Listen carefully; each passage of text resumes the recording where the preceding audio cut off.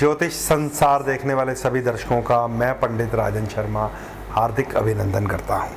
प्रिय दर्शकों, बात शुरू की है सूर्य ग्रह के गोचर की। तुला राशि में सूर्य का प्रवेश है। नीच के सूर्य माने जाते हैं, अस्त शनि के साथ हैं। सूर्य और शनि की युति अपने आप में एक वायरस पैदा करती है। शनि ग्रह सूर्य के ही पुत्र हैं, लेकिन पौराणिक कथा के अनुसार, हमारे मैथियोलॉजी के अनुसार सूर्य और शनि की आपस में नहीं बनती।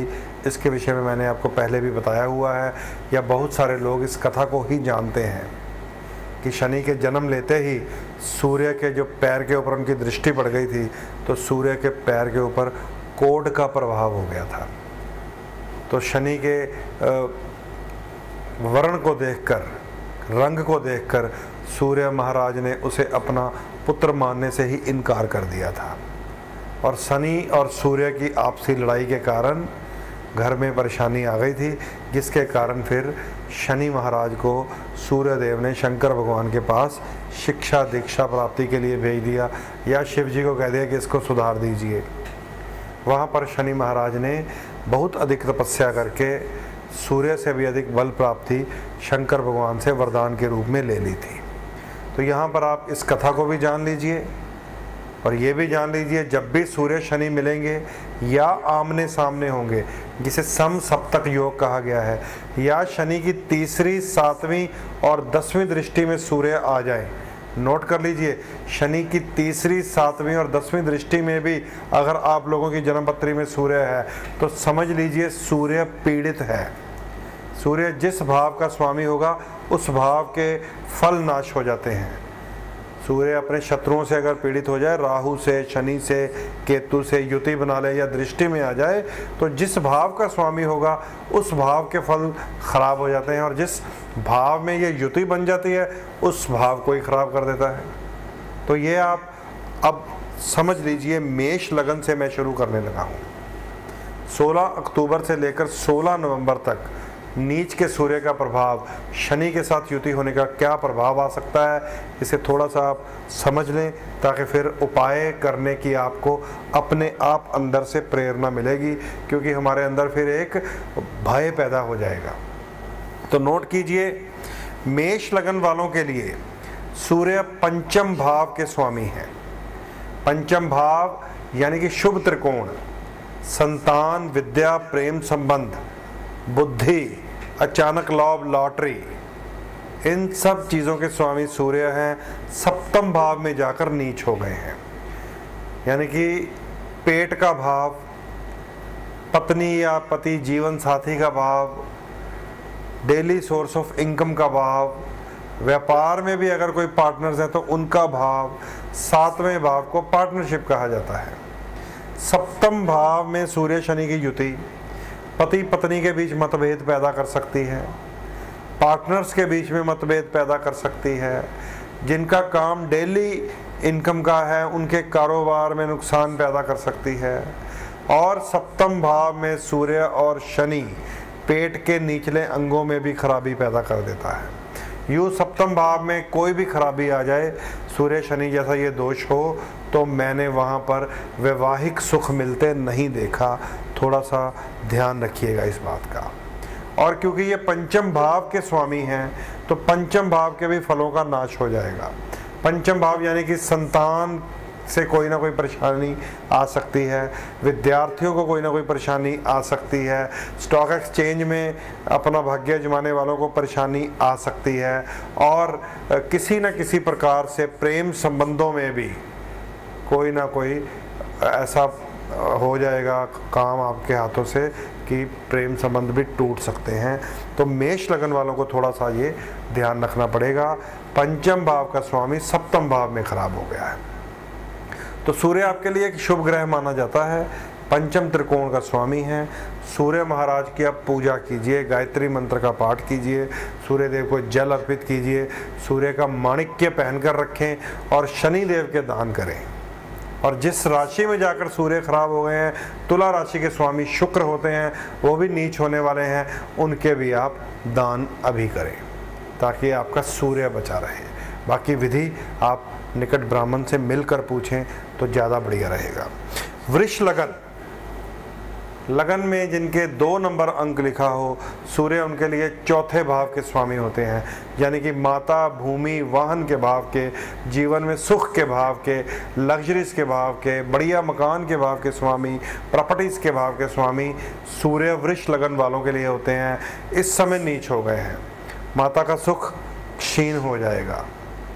वाहन चलाते हुए बड़ा ध्यान रखना पड़ेगा, क्योंकि सूर्य खराब हुए हैं आपके वाहन के स्वामी, शनि के साथ मिल गए हैं, तो ज़रूर कोई ना कोई सरकारी अड़चन, जुर्माना, चालान कट सकता है, ध्यान रखिएगा।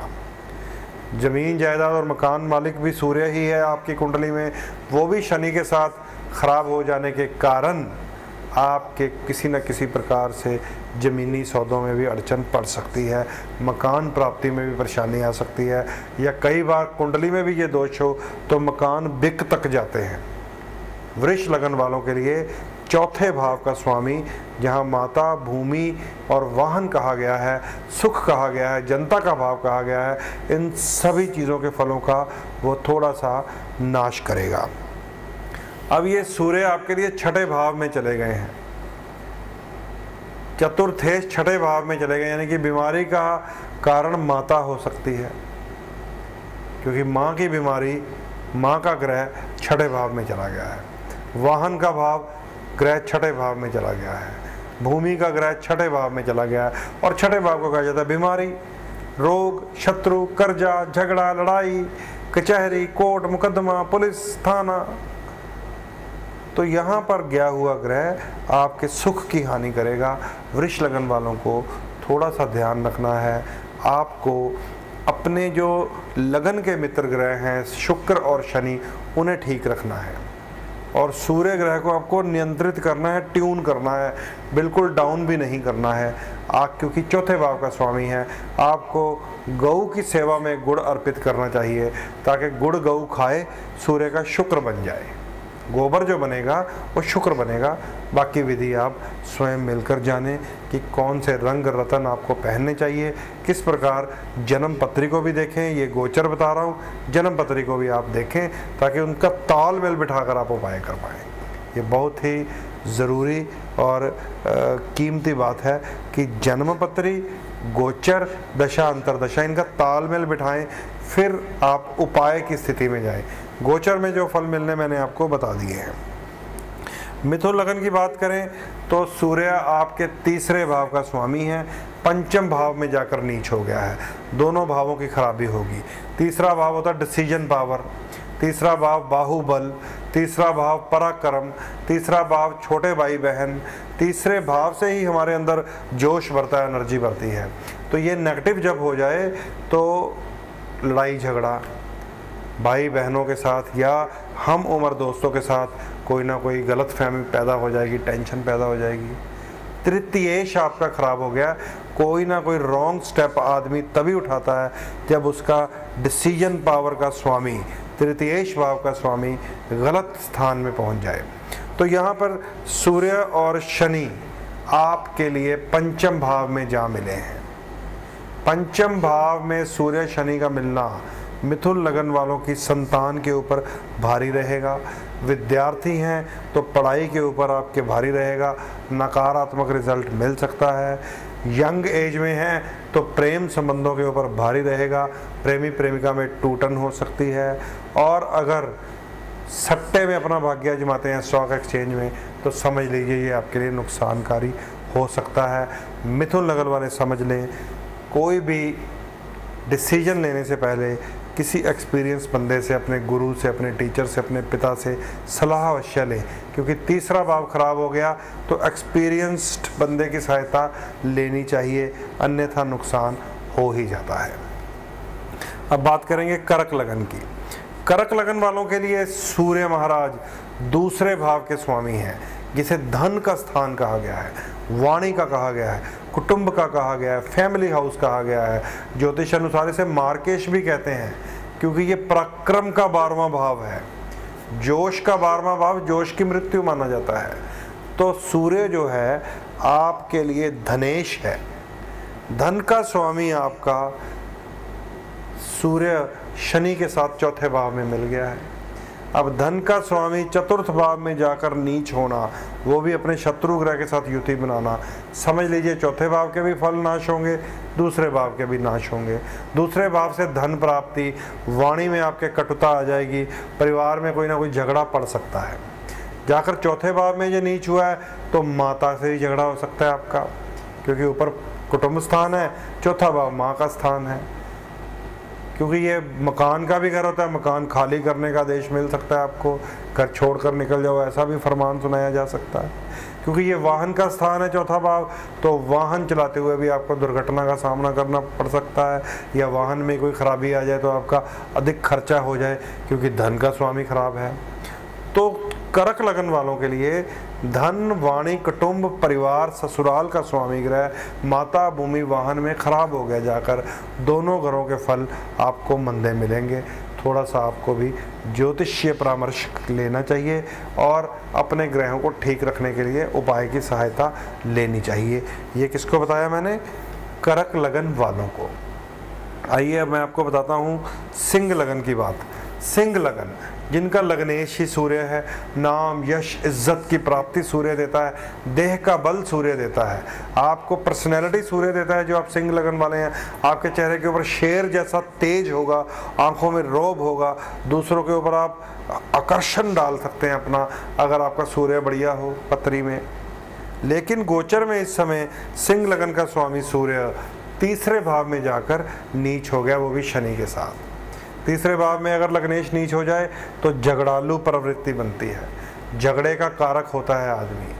और तीसरे भाव में अगर लग्नेश की युति खराब हो जाए किसी शत्रु ग्रह के कारण, तो सगे भाइयों से, छोटे वालों से प्रॉब्लम आती है, और कोई पक्का दोस्त जो सारे सीक्रेट जानता हो वो भी एक दिन धोखा दे जाता है।